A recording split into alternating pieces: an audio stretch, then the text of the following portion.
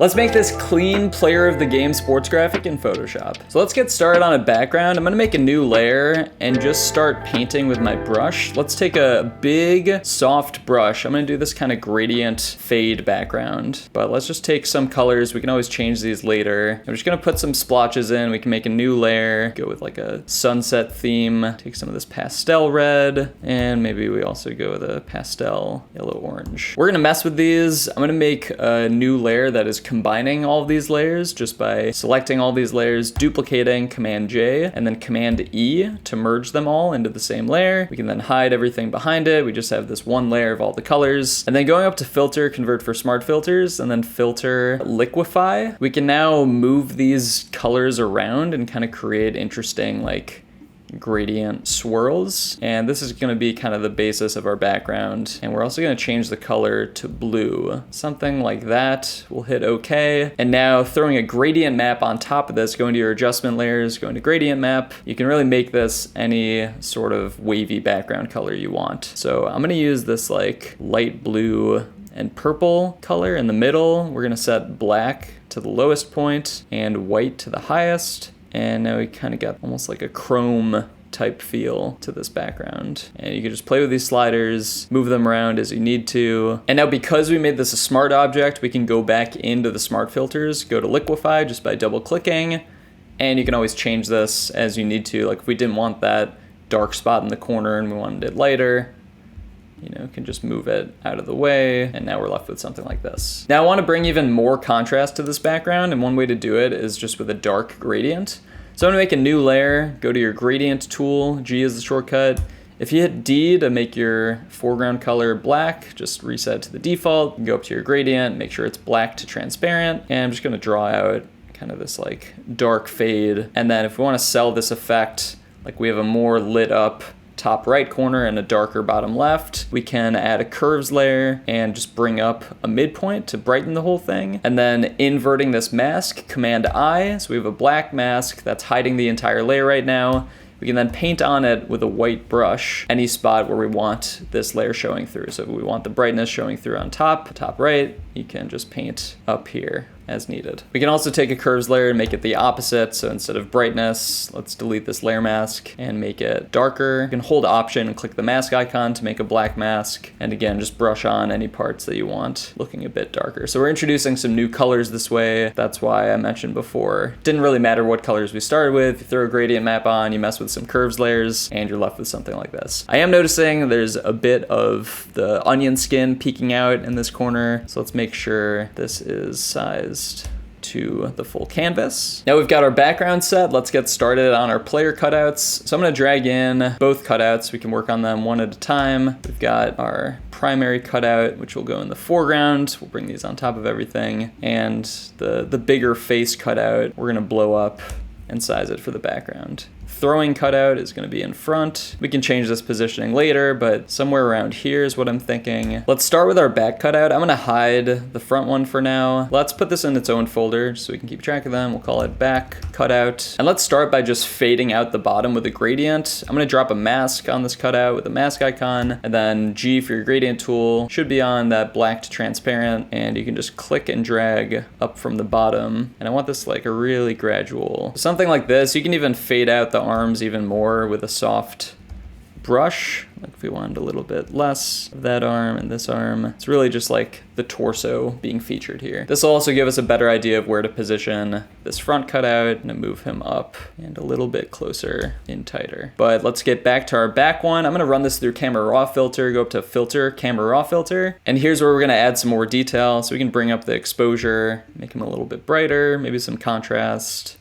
Typically lower the highlights and increase the shadows as kind of a default look, but you can play with these sliders and see what you like. Effects, I like to add a bit of texture and clarity, at least at the start, and then go from there. For detail, kind of depends on the image. I think I'm at a good spot with this, but if we did bring in some noise reduction, you can see it just kind of smooths out the skin tones and removes that grain. So maybe a little bit of noise reduction, but not too much. We'll hit OK.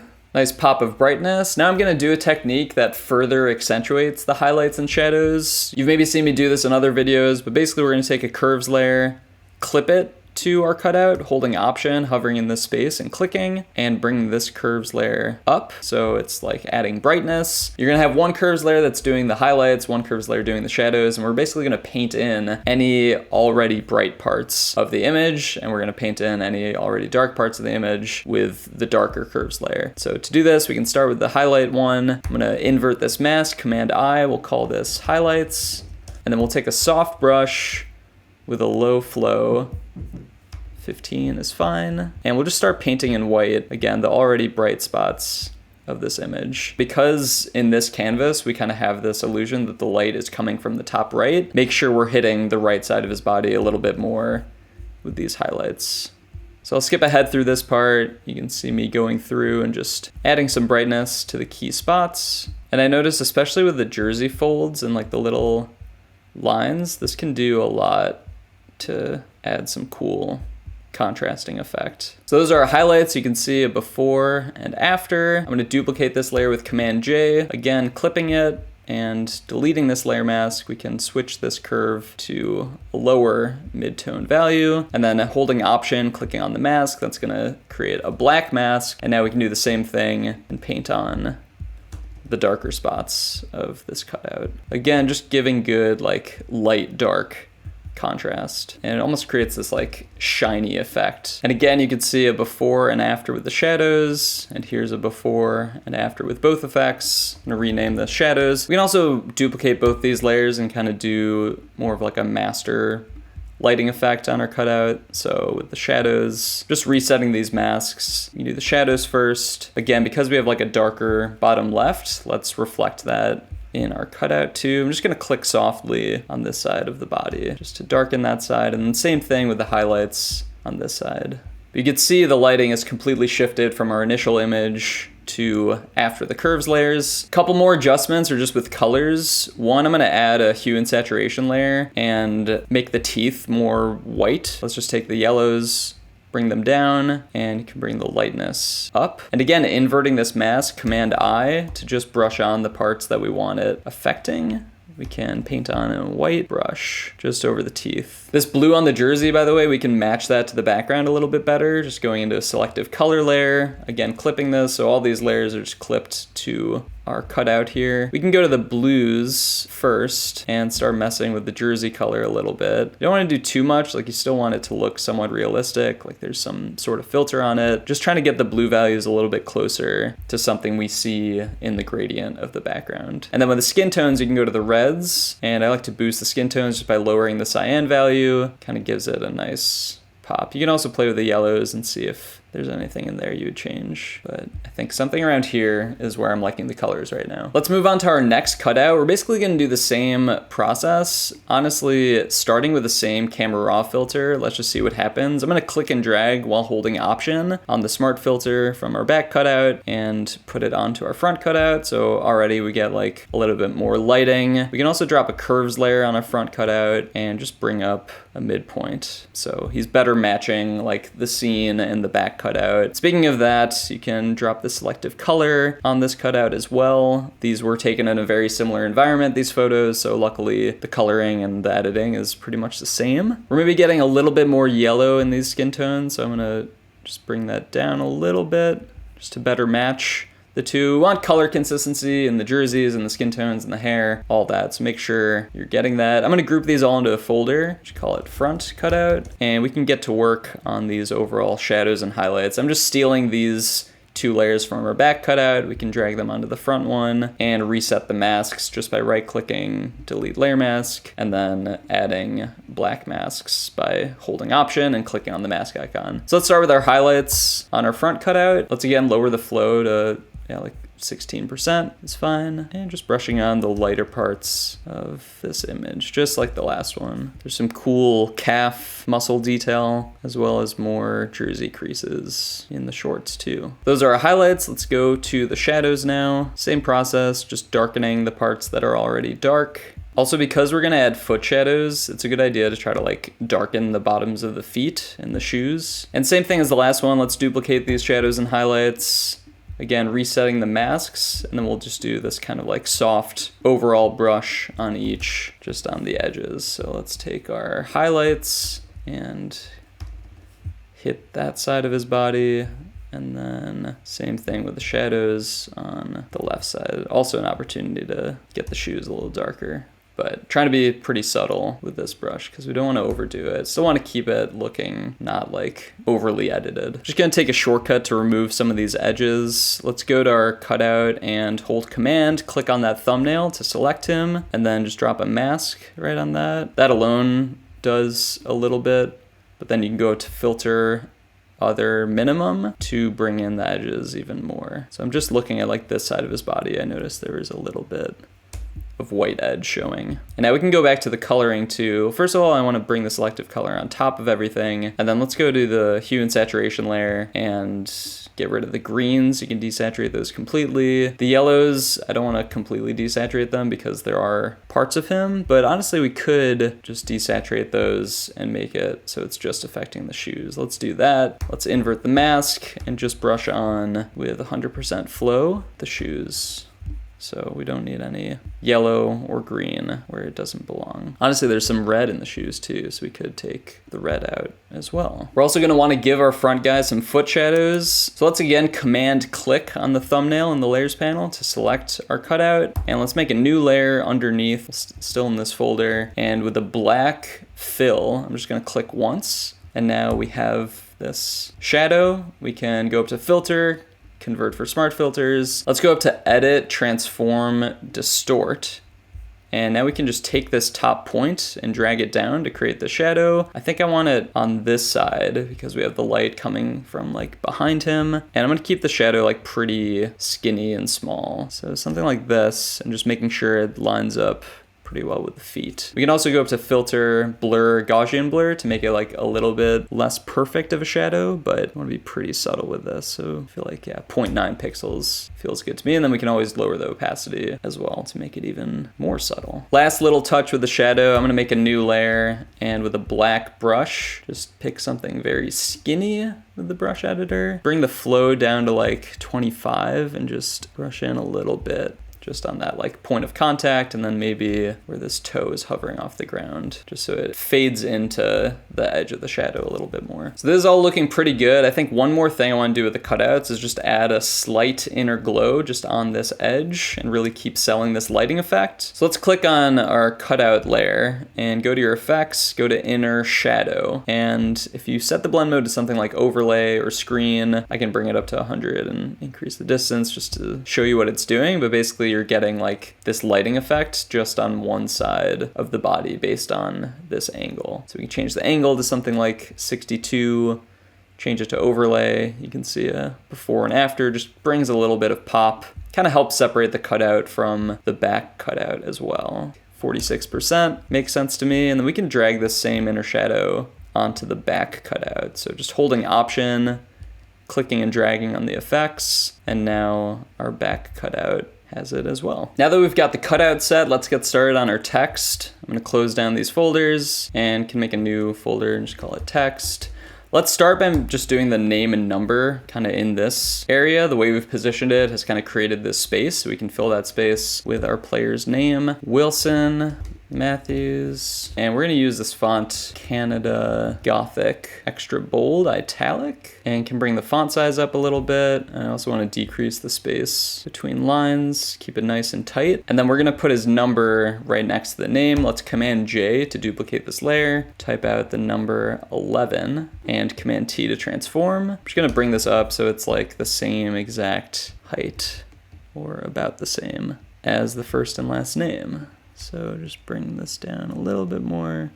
Can move this over. We're gonna put an effect on this 11. Let's just do a stroke to kind of keep it separate. 2 pixels should be fine. And we'll hide or put the fill to 0 so we don't see any of that. I wanna make the white color more of a gradient, sort of reflecting this like light icy blue we have going on. So let's put a gradient overlay effect on it. And for the colors, we can just eyedropper some blue around there and then a white as well. And for the angle, you know, you can play with these. But I kind of want to keep this lighting effect. So like if the light is hitting these letters, it would in theory be brighter on the right side. So let's keep the white on the right and the blue on the left. And can always adjust the opacity too if we wanted a little bit less extreme of an effect. And honestly on the 11 with the stroke, We can do the same thing with the gradient stroke. And again, eyedropping the blue to white and changing the angle so it's more of a diagonal. Let's group these together, call it name number, and I think we'll just put it around there for now. Let's do our main text that's going behind our back cutout now. So let's make a new layer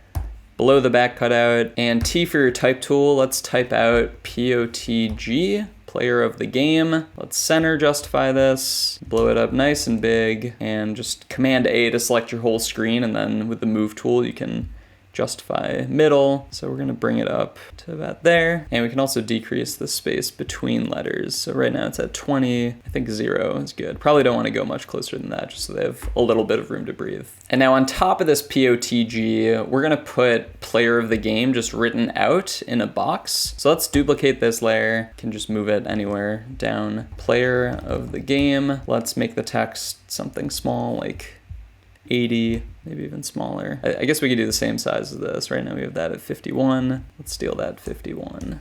And now for the box around it, I'm gonna make a new layer and go to my rectangle tool. Let's zoom into our text up here and just draw a nice rectangle. And I'm gonna change the angle of this box. First of all, let's pick a color. I'm gonna do like a, kind of like this middle blue. Yeah, maybe could go lighter, honestly. Just so we have some contrast and we can see the white text. Yeah, maybe that. And to tilt this rectangle, you can hit Command T, hold Command and hold Shift and just drag this top point. And I'm trying to line this up so it's like the exact same angle, and I can just move this over to see. But yeah, that looks good. So now we can center this on the canvas, also center player of the game text. And right now I want to like decrease the space on this right side a little bit. So going to my direct selection tool, the shortcut is A. You can highlight these 2 points, anchor points they're called, and just drag them in. So let's recenter it on the canvas, and same thing with our text. And we can also drag this more like on top, overlapping with our POTG. So I'm trying to have this T cutting off like the halfway point, but maybe I like a even smaller and like little less bold font could be better. Could be spaced out too, maybe something around there. And now I don't love the way the corner of the rectangle is sort of resting on the P. So let's just move the whole thing over. I know it's not gonna be so visually centered, but maybe we do that so it's kind of in line with the O. And then similar to how we did the lighting on the name and number text, this gradient, that light blue to white, let's do something similar up here just with this lighting effect. I'm just gonna take a curves layer on top of the rectangle. So going to adjustments, curves, clip it, again, holding Option, hovering in that space and clicking. And let's just bring up this color and then invert the mask with Command I. We can go back to a normal brush to 100% flow and just brushing softly on this side. And honestly, we could take this blue color if we wanted like slightly darker one, can get even more contrast that way if we bring up the curves even higher, more of a vibrant light blue on this side. Next, we're gonna put a field blur on this POTG text just to make it a little bit more like flowy, blurry, kind of blend it into the background a bit. Let's duplicate this layer and hide it just so we don't lose it and can come back to it. I'm gonna convert this for smart filters and then go up to filter, blur gallery, field blur. And we're just gonna pick some points here and give them varying levels of blur. You can kind of do this effect any way you want. Typically, it just looks good when you have this variety of blur. I think particularly blurring out the edges so it kind of fades into the background in a way. And we'll hit OK. Now at the bottom of our canvas, this is where we're gonna put the player stats. So let's make a new folder under text. Stats, new layer, T for your type tool, go back to white as our color. And let's click once and just type the number 5. Wilson scored 5 goals in this game. So we're gonna blow that up nice and big and switch the font back to black italic. And then I'm actually gonna take this same box from player of the game. Let's duplicate that layer just by holding Option and bring it up to where the 5 is. And for the color, I'm gonna eyedropper like a lighter blue from the top of the canvas, so something around there. Let's also have it go a little bit taller. And then I'm gonna hit A again for the direct selection and just bring these points in. So we're keeping the angle of the box the same. We're just changing the width. And duplicating this 5 with Command J, we can now put our stat category in this little box. So let's type out GLS for goals. Bring these back closer together. 0 character spacing. And I'm just trying to position this nice and tight. Let's take our goals and the rectangle and just move it a little bit closer to the 5. We can also right justify the 5 because we're going to duplicate the same setup for the other stats, and this will make it easier. Something around there. Let's now duplicate this stat setup. So we can group this into a folder, call it stat 1, Command J, move it over, call this stat 2, Command J again, and we'll make this a 3-stat graphic. So stat 2, let's do completions. He was 14 of 14, and this would be CMP. We can also adjust the size of this rectangle just by, again, highlighting those corners with A and moving it over. I'm also going to center the CMP on this box. And then the 5 goals, let's make this yards. Let's do 300. And I also want to fix the spacing. Set that to 0. We will set the 14 of 14 to 0, and the 300 should be yards. So that would be YDS. Let's fix our spacing. Let's bring stat 3 over to the right. I'm gonna use this 2-box margin, bringing up my grids. Command apostrophe is a shortcut for that. And then stat 1, I'm gonna bring to the left, same thing, 2-box margin. And to make sure the 14 of 14 is perfectly centered, we can select all 3 stats just by highlighting them with Shift and clicking on this icon at the top with your move tool selected. And I think the stats are just too big right now, so let's Command T to transform them and shrink them down a good amount. We can also use a similar 2-box margin from the bottom, just moving them all collectively. I think that's about what we have up here. I guess we have like 2.5 boxes. So just want to be consistent. This is what 2.5 boxes would be like. We just center all of these stats. That feels okay to me. Maybe we bring this front cutout up a little bit just so the shadow isn't so close to this number. But yeah, something around there. Can also bring his name number up. With our stats, we can also line these up so they're more even with the edge of POTG. Honestly, if we just want to bring them all up to C and then Command T to transform. Something like this. And then again, bringing up our grids, 2.5 boxes.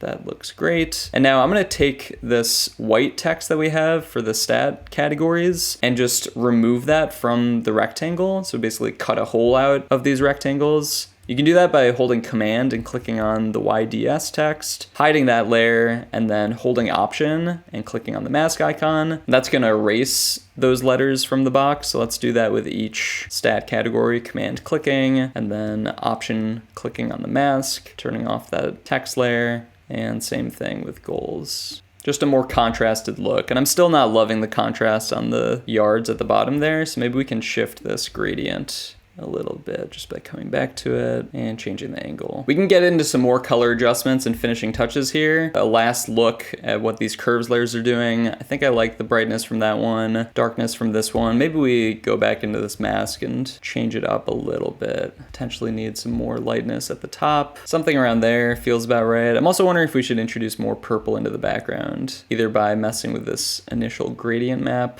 Yeah, I guess moving the black away does bring it in more, but it is just in that corner. Let's duplicate this background layer just in case we want to go back to it, but we could change this liquify and just giving it a slightly different swoopy look. I mean, I think this dark red is where the purple's coming in, so if we did want more of that. Let's get into our finishing effects just by collapsing this folder, making a new folder, call it finishing, and making a new layer, Command A to select everything, W for quick selection. Let's go to our fill, 50% gray, and filter, convert for smart filters, and then filter noise, add noise.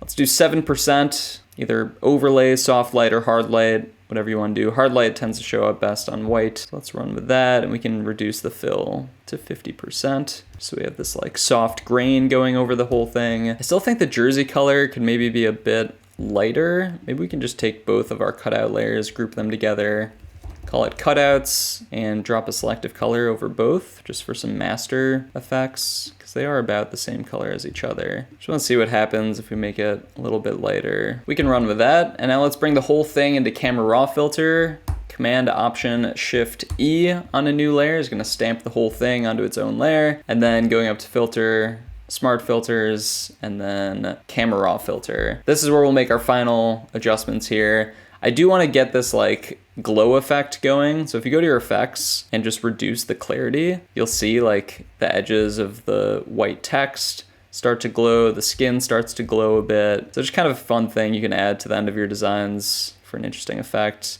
You can still increase the texture just to get a little bit more sharpness, but also want to brighten the thing. You know, this is where your creativity can come in, change the colors, the lightness, the shadows. But I do like the overall level of contrast we've achieved, so it'll be good to keep that consistent.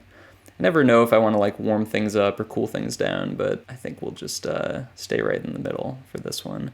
Could add a little bit of tint towards the magenta, and then saturation. I do think it gives it a nice pop if we saturate this a little bit. Plus 15 feels about right. We can also go back to effects and do some vignetting too. One last thing before we go, we can duplicate this layer. Let's go to our screen blend mode, and let's also go up to filter, blur, Gaussian blur. This is gonna blur the whole thing and just kind of give it this like light up glow. And now I'm just gonna drop a black mask on this whole thing, holding Option, clicking on my mask icon, and now with a white brush, I can just paint in anywhere that I want like a pop of brightness. I'm gonna do it with a pretty low flow, so it's not like an extreme effect. But again, really driving this point home that we got light in the top right of the canvas, then maybe just like some key jersey details, maybe the disc, player of the game, I think just could be a little lighter. And honestly, the stat categories too, we could just add a little bit of glow. You can just see a before and after there. You can even reduce the opacity if you wanted a little bit toned down of the effect. But we're gonna stop there for the day. That is our finished player of the game sports graphic. Thanks as always for watching, and I'll see you in the next one.